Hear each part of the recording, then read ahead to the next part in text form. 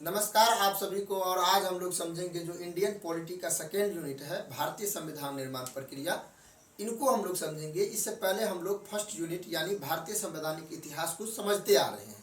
चलिए इनके बारे में चर्चा करते हैं। ये काफ़ी महत्वपूर्ण है। इनसे आपको भारतीय संविधान की वास्तविकता या पृष्ठ कह सकते हैं, ये समझ में आएगा। इनसे आप नॉलेज को काफ़ी ज़्यादा इंक्रीज कर सकते हैं। और बीपीएससी के लिए तो ये स्पेशल है ही, क्योंकि इनसे तो क्वेश्चंस आते हैं, 2-3 क्वेश्चंस रहते हैं नॉर्मल, जो संवैधानिक इतिहास है इनसे और इनसे। इसलिए बारीकी से समझना है हम लोगों को। और आप पूरे वीडियो को देखिए, और आपको अगर इससे ज़्यादा समझ है इस चैप्टर में तो आपको कहीं सस्पिशन लगे तो आप हमको कमेंट बॉक्स में कह सकते हैं, या फिर कोई सजेशन देना हो तो वो भी आप दे सकते हैं। चलिए शुरुआत करते हैं। तो सबसे पहले कैबिनेट मिशन 1946 के ऊपर हम लोग चर्चा करेंगे। थोड़ा सा हम लोगों ने जाना था कि 1946 में जो कैबिनेट मिशन आया था उसमें कहा गया कि हम संविधान निर्माण प्रक्रिया के लिए संविधान सभा का गठन करेंगे, साथ ही अंतरिम सरकार की गठन करेंगे, और भी प्रमुख सारी बातें थी। इसका मतलब क्या हुआ कि 1946 कैबिनेट मिशन के तहत ही भारतीय संविधान की निर्माण का ढांचा जो है वो शुरुआत हुआ। ठीक है, लेकिन इससे पहले बाल गंगाधर तिलक द्वारा 1895 ईस्वी में इस बात को कहा गया था कि संविधान सभा का गठन और संविधान की बैठकें होनी चाहिए। ये 1895 की बातें थी जो बाल गंगाधर तिलक ने कहा था, लेकिन उस समय सफल नहीं हो पाया। उसका बहुत सारा कारण था।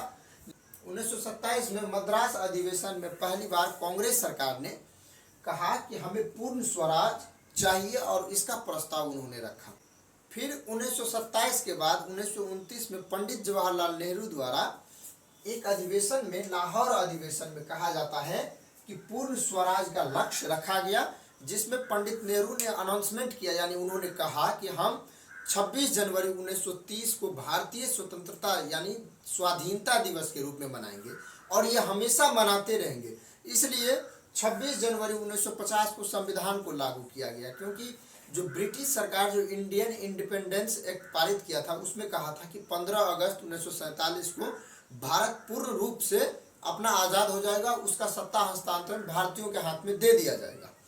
लेकिन इस बात का जिक्र जो है पहले ही कर दिए थे कि 26 जनवरी को हम स्वतंत्रता यानी स्वाधीनता दिवस के रूप में मनाएंगे, इसलिए इसको 26 जनवरी 1950 में लागू किया गया संविधान को। और उस दिन इंडियन इंडिपेंडेंस एक्ट जो था अंग्रेजों के द्वारा, उसको खारिज कर दिया गया, क्योंकि उसी एक्ट में कहा गया था कि जब भारतीय संविधान बनकर तैयार हो जाएगा तो उसके पास उतना क्षमता होगा कि हमारे इंडियन इंडिपेंडेंस एक्ट को खारिज कर सकता है। अब हम लोग समझते हैं कि संविधान सभा की जो पहली बैठकें थी वो कब स्टार्ट हुई।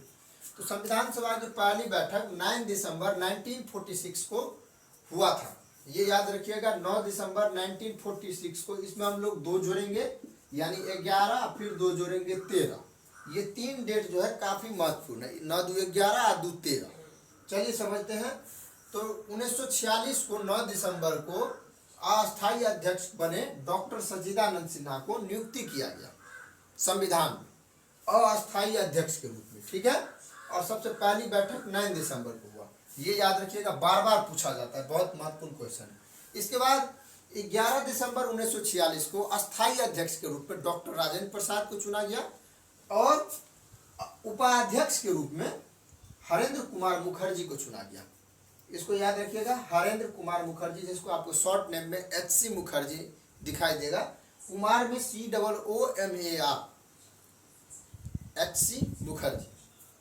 ठीक है, और उसी दिन सलाहकार के रूप में BN राय, वेनेगर नरसिम्हा रॉय की नियुक्ति किया गया सलाहकार के रूप में। अगर हम लोग संविधान सभा में अगर पूर्ण रूप से अगर आप पढ़ते हैं तो इसमें आपको 2 बहुत महान व्यक्ति मिलेंगे, एक डॉक्टर BR अम्बेडकर, भीमराव अम्बेडकर, दूसरा BN रॉय। ये अंतर्राष्ट्रीय न्यायालय के न्यायाधीश थे, तो ये बहुत अनुभवी थे।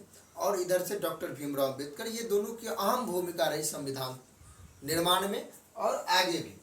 इसके बाद 13 दिसंबर 1946 को पंडित नेहरू द्वारा एक उद्देश्य प्रस्ताव पारित किया गया। उद्देश्य प्रस्ताव पारित में क्या था, उसके द्वारा कहा गया कि ये जो संविधान है इसका ढांचा इस रूप से तैयार होगा। समझे ना।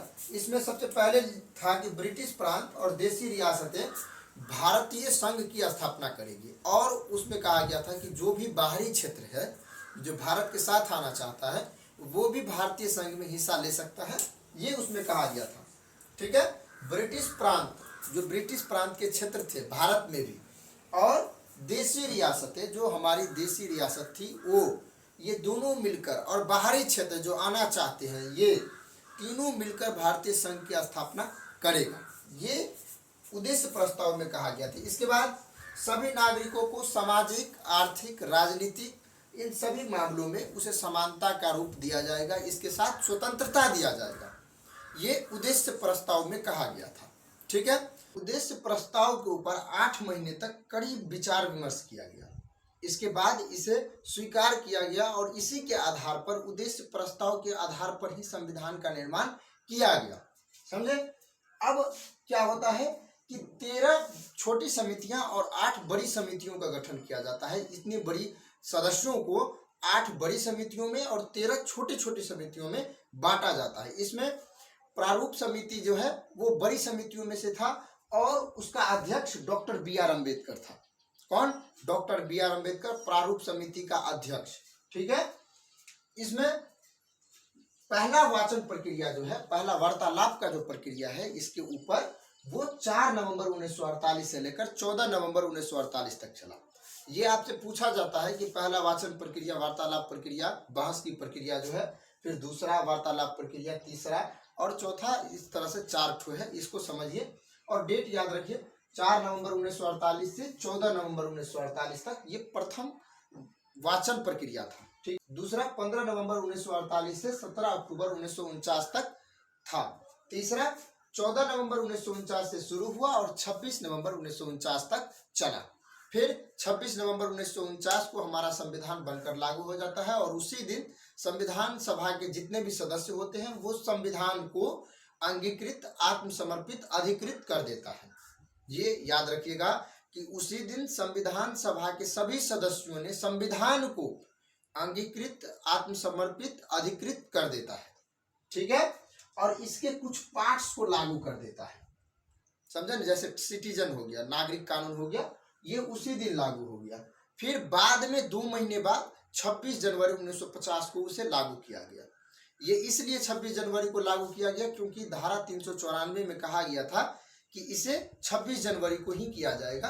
वो 1950 का डेट था, क्योंकि वहां पर पंडित जवाहरलाल नेहरू ने इस बात को घोषणा कर दिया था कि हम 26 जनवरी 1930 के बाद सभी 26 जनवरी को हम भारतीय स्वतंत्रता दिवस के रूप में मनाएंगे। तो उस दिन इंडियन इंडिपेंडेंस एक्ट जो था, अंग्रेजों के द्वारा पारित किया गया था, उसको खारिज कर दिया जाता है भारतीय संविधान के द्वारा। इस एक्ट में कहा गया था कि हम भारतीयों को 15 अगस्त 1947 को पूर्ण रूप से स्वतंत्रता देते हैं, लेकिन भारतीय संविधान इसे खारिज कर सकता है बनने के बाद। तो उन्होंने 26 जनवरी 1950 को इसे खारिज कर दिया और पूर्ण रूप से स्वतंत्र होकर आजाद और गणतंत्र कर दिया। ठीक है। इसके बाद चौथा वाचन प्रक्रिया जो है 24 जनवरी 1950 तक चला और उसी दिन 24 जनवरी 1950 को ही 299 सदस्यों में से 284 सदस्यों ने अपना हस्ताक्षर किया और संविधान को पूर्ण रूप से तैयार कर दिया। समझे। उस दिन 395 अनुच्छेद, 8 अनुसूचियां और 22 भाग था। संविधान में जब बनकर तैयार हुआ तो कितना था? 395 अनुच्छेद, 8 अनुसूचियां और 22 भाग। लेकिन वर्तमान में कितना है? 465 है अनुच्छेद, 12 अनुसूची और 25 भाग। इसमें संख्या में बढ़ गया है लेकिन गिनती में वही है, यानी 12 ही है लेकिन उसमें संख्या बढ़ा दिया गया। जैसे ABCD करके होता है ना, उसी प्रकार से उसमें संख्या बढ़ा दिया गया है लेकिन गिनती में वही है। 395 ही, 8 ही, 22 ही। केशवानंद भारती का जो केस है उसके तहत उसमें कहा गया कि मूल ढांचा को किसी भी स्थिति में टच नहीं किया जा सकता है, उसे छेड़ा नहीं जा सकता है। ये उसमें कहा गया था। ये बहुत इंपोर्टेंट केस है, आप इनको देख सकते हैं, यूट्यूब पे बड़े जो सोशलिस्ट हैं वो बताए भी हैं। इसके बाद 22 जुलाई 1947 को राष्ट्रीय ध्वज जो हमारा तिरंगा है उसको मान्यता दिया गया। इससे पहले 26 जनवरी 1930 को ही रावी नदी के किनारे पंडित जवाहरलाल नेहरू ने तिरंगा को लहराया, लेकिन इसको मान्यता कब मिला? 22 जुलाई 1947 को। इसके बाद 24 जनवरी 1950 को राष्ट्रीय गान के रूप में जनगण मन को और राष्ट्रीय गीत के रूप में वंदे मातरम को अपनाया और इसको मान्यता दिया। 24 जनवरी को जब बैठक समाप्त होती है, वाचन प्रक्रिया समाप्त होती है, तो ये सारी काम किया गया।